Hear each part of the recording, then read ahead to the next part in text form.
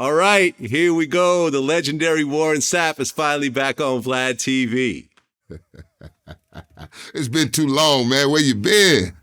It's been 4 years. It's been 4 years since our last time that we actually sat down together. Man, you can have a whole college stint. You can get a degree. You can get a bachelor's degree in 4 years, Vlad. In less than 4 years.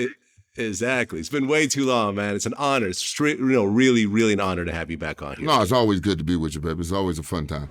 Well, let me go ahead and start off with this. You recently did the Pivot podcast, and you said some very interesting things. You had 5 things that Tony Dungy told you to keep yourself out of the media.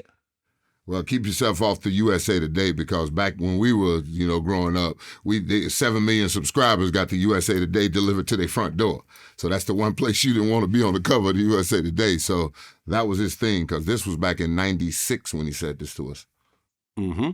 Mm-hmm. And can you name those 5 things again? Oh, easily. Anytime after midnight, plus 15 on the speedometer or the speed limit. If you're doing 15 miles per hour over the speed limit.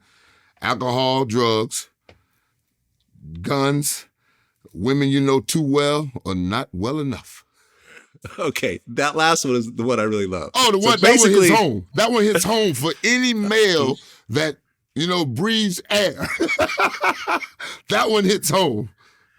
You said too well or not well enough. No, that's what he said. That's what he said to us. Too well or not well enough. I remember looking at Brooks say, too well or not well enough. Brooks said, that's every woman in our life, man. I said, that would be correct. Yeah, pretty much every woman. And, the woman is usually the downfall of men. No. You don't think so? You don't think so? She just presented the Adam the apple. He didn't have to eat it. He didn't have to bite it. Well, listen, I interview so many, rich, successful men in all walks of life. And when they talk about when things went wrong, usually a woman is involved somewhere in that story. 95% of the time. I won't deny that one now. I won't deny that one. It's usually so. Yes. 99.9% of the time. I will agree with you there, Vlad. Yes. That's what I'm talking about. Yeah. That's what I'm talking about. So, fellas, especially when you're getting that money and you're suddenly a whole lot more handsome and a lot more attractive. I mean, especially when we talk about professional sports, like you could be rich, you could be a successful business person, and a woman might know about how much you make based on your style or your car or whatever, but they can't go and just Google. When you put a uniform on with some nice tight pants and a jockstrap underneath it, it's just a whole different effect. When you put your big baggy shorts on and run up and down the court, it's just a different effect.